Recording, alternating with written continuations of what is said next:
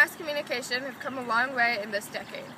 With the explosion of the internet and cable news, it's taken a long journey to get to this moment. Now let's expose some uncomfortable truths.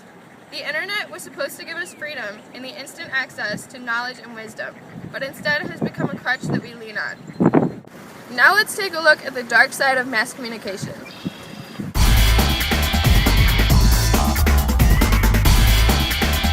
With the internet, you can go to the channel you like. Back in the day, everybody watched the same news, Charles Kuralt or whatever. They disagree about it, but now if you're a Republican or lean conservative, you can just watch Fox News and go to your conservative websites, and if you're liberal, you can watch MSNBC or whatever. As millennials, we have a job to do as like the up and comers, that we're going to be the people that want to keep up with technology. We're going to be the people that want to evolve and adapt and change. I think the biggest problem right now with society is that we have, people from age 50, even in the 40s, that don't want to adapt and, accept that technology is the way to go. Today, there are so many types of technology that we are increasing internet usage and decreasing face-to-face conversations. Not only is this bad for relationships, but social media sites such as Facebook and Twitter can be addicting and time-consuming. However, it is up to each person to decide whether to be productive and learn something, or to use it purely for recreational purposes.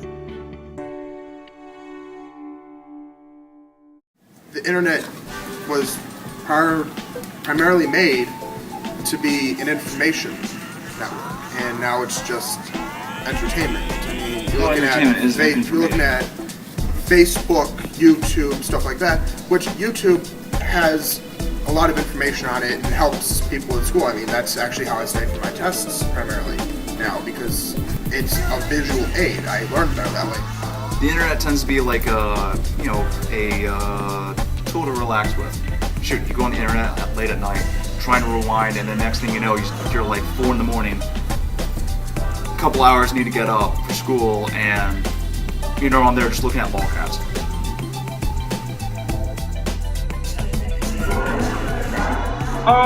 I think one of the biggest things today is the fact that everything needs to get out so quick.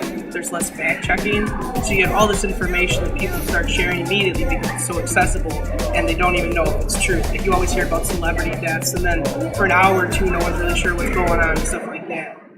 I mean, you have people like Warren Buffett who are, investing in print publications and putting tons of money into print publication because he wants to extend the life of the nostalgia of books and the weight of it in your hand, turning the page. There is going to be one day when we are 80 years old that there will no longer be a library. In a way, it allows you to gain a BS in BS. Because you can just go up to Wikipedia and quote stuff or paraphrase it. Make it sound like it's your idea, like that you're intelligent, but you're actually just looking up from your source. I mean, you can do that in papers, but you have plagiarism and all that type of stuff that people can call you on. And it's so much easier to go out there and do it because it's right at your fingertips. While if I'm talking to Max, I can't pop out a book out of nowhere and say, oh, here in this page, I'm talking about this. I mean, Einstein said, why remember stuff from a book when I can easily look it up? But it's I feel like the internet has made it so easily accessible, everyone says I don't have to know anything now.